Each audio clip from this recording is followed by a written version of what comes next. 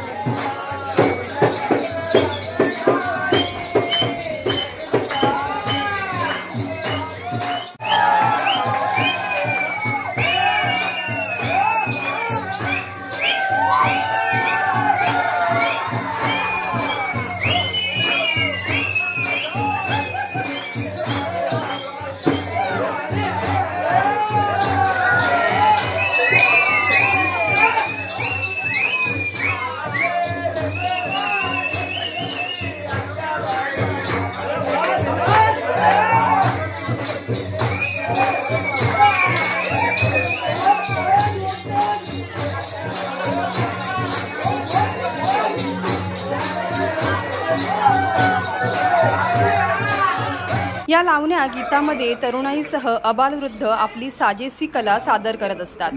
कळसुली गावडेवाडी येथील होळीचा मांड पारंपरिक कला पाहण्यासाठी गावागावात ग्रामस्थांनी जोड पाहायला मिळत आहे।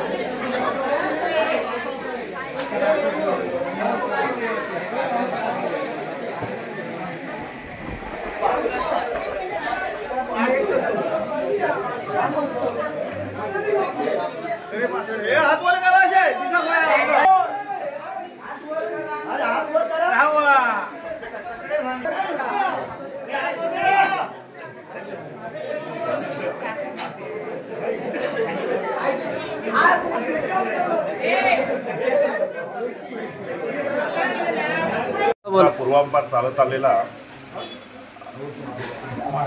होळीचा सण त्याच्यात मान चालतो, त्याच्यामध्ये एक गण गवळण चालते,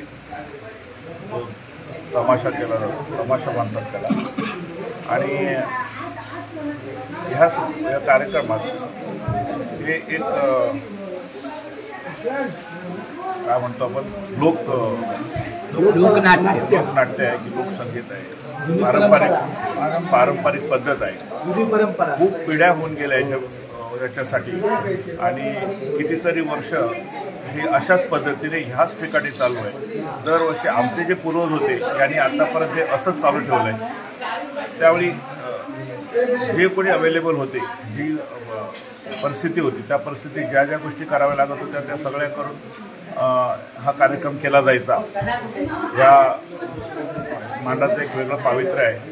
ह्या दिवशी म्हणजे ह्या संपूर्ण होळीच्या सणामध्ये इकडे जागरूक मान म्हटलं जातो। ह्या ठिकाणी लोकांची गाराणी चालतात, लोकांचे नवस चालतात, लोक ते नवस फेडतात, लोकांना त्याच्यामध्ये जो आशीर्वाद मिळतो, लोकांचं दुःख निवारण होतं, ह्याही सगळ्या गोष्टी त्याच्याबरोबर चालतात। आणि ही परंपरा अजूनही आमच्याकडे तशीच पाळली गेली आहे। यासाठी एक स्त्रीपात्र म्हणजे जे पुरुष स्त्रीपात्र बनवून त्याचं आम्ही सन्मान करतो, इकडे त्यांचा नाचगाणं करतो। तसंच नुसतं इकडे करत नाही, तर ह्याच्यानंतर गावाच्या देवळात हे असंच घेऊन झालं जातं। म्हणजे उद्या सकाळी आम्ही ते देवळात जाणार, देवळामध्ये तिथे नाचगाणं होणार देवाच्या समोर। त्याचबरोबर दुसऱ्या दिवशी परत एक कळसुलीत झाल्यानंतर दुसऱ्या दिवशी तळवडे गावी जाणार, जिथून आम्ही पहिले आलो तिथून त्या गावातून, त्या तळवडे गावी जाणार। तिकडे पण तसाच हा कार्यक्रम रात्री चालणार, पण उद्याच्या रात्री होणार तो। आणि तिकडे झाल्यानंतर परत 5व्या दिवशी इकडे चालतो।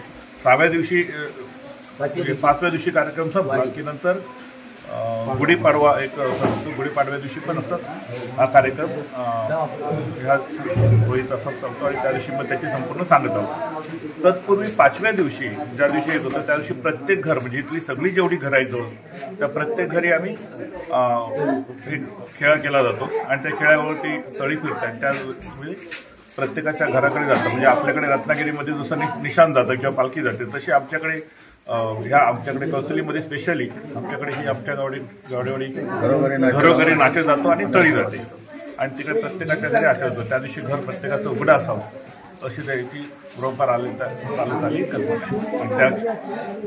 त्याच्यावर आतापर्यंत आम्ही चालू ठेवलंय, पुढेही आमचं तसंच चालू राहील। आज ही बघितली आता जेवढी मंडळी आपण बघतो ही सगळी, याच्यातून 75% तर मुंबईतून बाहेरून आलेले लोक आहेत, पाहुणे आहेत। बाकी इथे राहणारी जी लोकसंख्या आहे ती आता तर सध्या कोकणात कमी येत आहे पद्धतीने, आता जे आहे तेवढेच आहेत। पण बाकी सगळे जे आज जवळजवळ 200पेक्षा जास्त माणसं इकडे होती ती सगळे बाहेरून आले, मुंबईवरून आलेली, होळीसाठी शिकण्यासाठी आलेले सगळे लोक वाडीतले, फक्त एका वाडीतले गावडेवाडीतले।